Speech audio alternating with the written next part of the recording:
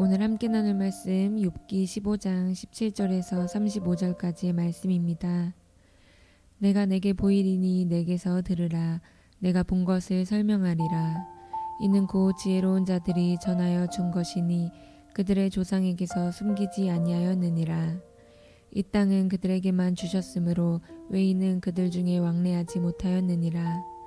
그 말에 이르기를 악인은 그의 일평생에 고통을 당하며 포악자의 수는 정해졌으므로 그의 귀에는 무서운 소리가 들리고 그가 평안할 때에 멸망시키는 자가 그에게 이르리니 그가 어두운 데서 나오기를 바라지 못하고 칼날이 숨어서 기다리느니라. 그는 헤매며 음식을 구하여 이르기를 어디 있느냐 하며 흑암의 날이 가까운 줄을 스스로 아느니라. 환난과 역경이 그를 두렵게 하며 싸움을 준비한 왕처럼 그를 쳐서 이기리라. 이는 그의 손을 들어 하나님을 대적하며 교만하여 전능자에게 힘을 과시하였음이니라. 그는 목을 세우고 방패를 들고 하나님께 달려드니 그의 얼굴에는 살이 찌고 허리에는 기름이 엉기었고 그는 황폐한 성읍 사람이 살지 아니하는 집 돌무더기가 될 곳에 거주하였음이니라. 그는 부유하지 못하고 재산이 보존되지 못하고 그의 소유가 땅에서 증식되지 못할 것이라. 어두운 곳을 떠나지 못하리니 불꽃이 그의 가지를 말릴 것이라. 하나님의 입김으로 그가 불려가리라. 그가 스스로 속아 허무한 것을 믿지 아니할 것은 허무한 것이 그의 보응이 될 것임이라. 그의 날이 이르기 전에 그 일이 이루어질 것인즉 그의 가지가 푸르지 못하리니 포도 열매가 익기 전에 떨어짐 같고 감람꽃이 곧 떨어짐 같으리라. 경건하지 못한 무리는 자식을 낳지 못할 것이며 뇌물을 받는 자의 장막은 불탈 것이라. 그들은 재난을 잉태하고 죄악을 낳으며 그들의 뱃속에 속임을 준비하느니라. 아멘. 우리는 어제 본문을 통해서 욥을 정죄하고 질책하는 엘리바스의 모습에 대해 살펴보았습니다. 그는 자신의 조언을 거부하고 심지어 그를 비난하는 욥을 지혜롭지 못한 자, 신앙을 저버린 자, 그리고 악한 자라 정죄하며 훈계했습니다. 오늘 말씀은요, 엘리바스가 악인이라고 생각되는 그 욥, 그래서 악인, 즉 욥이 당하게 된 심판의 장면을 제시하며 욥을 두렵게 만드는 엘리바스의 모습을 다뤄줍니다. 본문을 통해서 그의 주장과 그 주장의 문제점에 대해서 살펴보도록 하겠습니다. 먼저 17절 말씀입니다. 내가 내게 보이리니 내게서 들으라. 내가 본 것을 설명하리라. 먼저 엘리바스는요, 자신이 말해주는 진리를 들으라고 욥을 강권합니다. 그리고 자신이 주장하는 진리의 출처를 밝히는데요. 그것은 그의 경험과 그리고 조상들에게 물려받은 전통이라는 것을 말해줍니다. 18절 말씀입니다. 이는 곧 지혜로운 자들이 전하여 준 것이니 그들의 조상에게서 숨기지 아니하였느니라. 여러분 기억하는지 모르겠어요. 엘리바스가 처음 욥에게 조언해 주었던 4장, 5장의 내용을 살펴보면요. 거기서도 마찬가지로 엘리바스는 자기의 영적인 경험과 전통의 권위를 내세워서 욥을 설득하려 했었던 것을 보게 됩니다. 오늘 이 말씀의 두 번째 조언을 줄 때에도 마찬가지로 엘리바스는 두 가지를 내세웁니다. 그가 경험한 일, 그리고 전통의 권위를 내세워서 그는 악인의 운명에 관해서 욥에게 보여주고자 합니다. 오늘 20절 말씀입니다. 그 말에 이르기를 악인은 그의 일평생의 고통을 당하며 포악자의 횟수는 정해졌으므로. 그가 주장하는 악인의 운명은 20절에서 말하는 것처럼 일평생 고통을 당하는 것이라는 겁니다. 21절에 기록된 것처럼요. 악인은 늘 두려움에 떨며 사는 고통을 당하게 됩니다.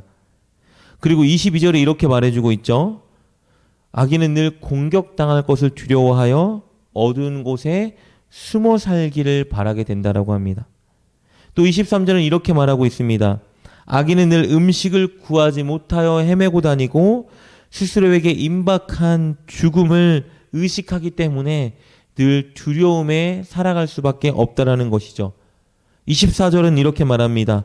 환난과 역경을 당하며 늘 두려움에 처하게 된다는 것이에요.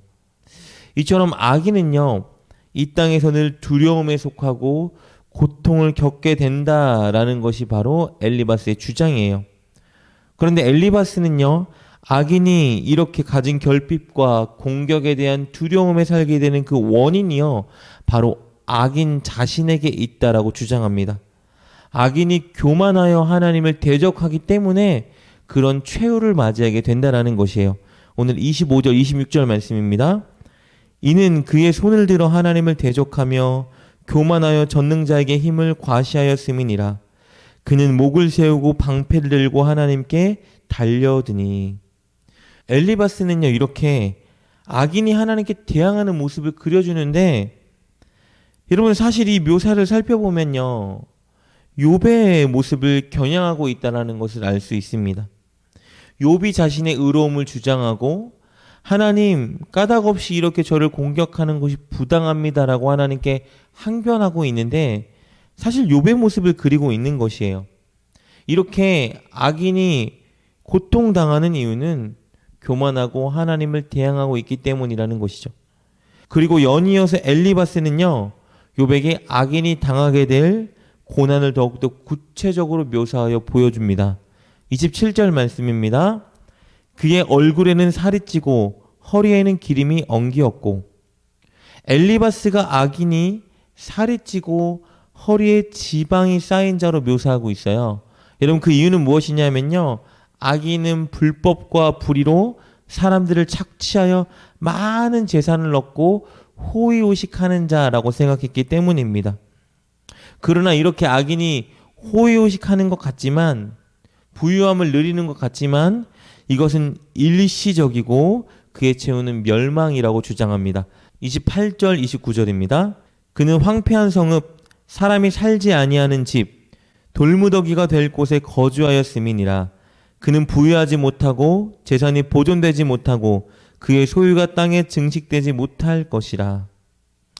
악인이 이렇게 모든 소유를 잃게 되는 원인은요, 불꽃 같은 하나님의 심판이 그에게 임하여서 그의 모든 것을 다 날려버렸기 때문이에요. 즉 하나님의 심판이 임해서 그의 모든 것을 뺏어간다라는 것이 엘리바스의 주장입니다. 30절 말씀입니다. 어두운 곳을 떠나지 못하리니 불꽃이 그의 가지를 말릴 것이라. 하나님의 입김으로 그가 불려가리라. 그리고 악인은요, 32절, 33절을 통해 제시하는 것처럼 이 땅에서 인생의 정점을 꼭 피우지 못하고 생각보다 빨리 멸망한다고 주장합니다. 게다가 악인은 자식을 얻지 못할 것이고 그가 사는 집과 거주지는 불타 없어질 것이라고 주장합니다. 34절 말씀입니다. 경건하지 못한 무리는 자식을 낳지 못할 것이며 뇌물을 받는 자의 장막은 불탈 것이라. 엘리바스는 이렇게 악인의 운명과 최후를 욥에게 묘사하며 그려줍니다. 여러분 그런데 사실 우리가 이 엘리바스가 그리는 악인의 최후의 모습이 무언가 흡사하다라고 느껴지지 않나요? 바로 욥이 현재 놓인 상황과 그가 그려주는 악인의 모습이 굉장히 흡사하다라는 것을 알아차릴 수 있습니다. 왜 이렇게 악인의 모습을 묘사하여 욥에게 제시하는데 지금 욥이 당하고 있는 모습과 이렇게 흡사하게 그리며 설명하고 있을까요? 엘리바스가 이렇게 하는 데에는 두 가지 잘못된 의도가 숨겨져 있습니다. 첫째는요, 엘리바스가 이렇게 하는 이유는 욥의 잘못을 지적하며 그를 정죄하기 위함입니다. 그러나 우리가 누군가 당하고 있는 고난과 아픔을 이용해서 그를 질책하거나 정죄하는 일은요, 굉장히 잘못된 일이기 때문에 우리는 반드시 그 일을 피해야 한다는 것을 명심해야 합니다. 여러분 그것은요, 영혼을 살리고 회복시키는 것이 아니라 영혼의 심령을 완전히 멸망시키고 죽이는 일이라는 걸 명심해야 돼요. 현재 그가 당하고 있는 고난, 아픔, 슬픔, 처지를 가지고 그를 정죄하거나 참소하는 것은요, 누가 즐겨하는 것이죠? 사단이 즐겨하는 것이에요. 그렇기 때문에 우리는 절대 결코 어려움과 고난과 아픔 속에 있는 자들의 그런 형편과 처지를 가지고 그 사람을 질책하거나 가르치거나 정죄하려 들면 안 됩니다.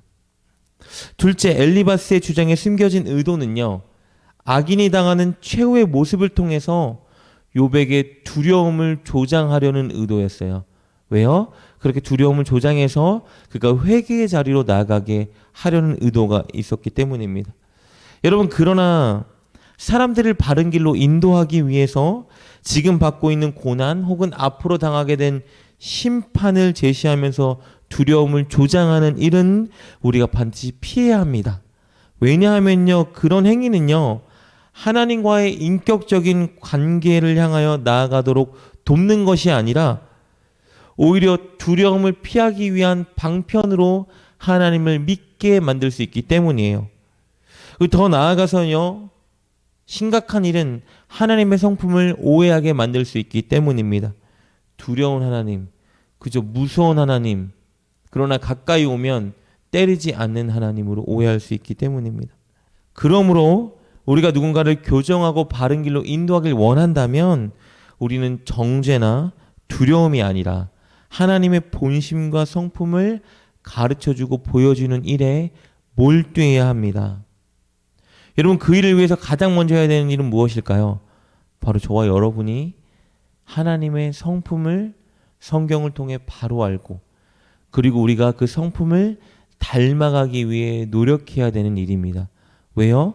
사람들에게 성품을 가르치고 보여주기 위해서는요, 우리가 잘 알아야 되는 것도 중요하지만 우리의 모습을 통해 하나님의 성품이 드러나야 하기 때문입니다.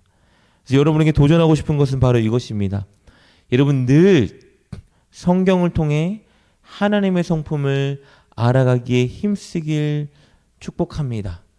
그리고 더불어서 여러분, 하나님의 성품을 우리가 알게 되었다라면 우리도 그 성품대로 살려고 노력하고 또 그 성품을 보여줄 수 있는 그 자리에 설 수 있기를 축복합니다.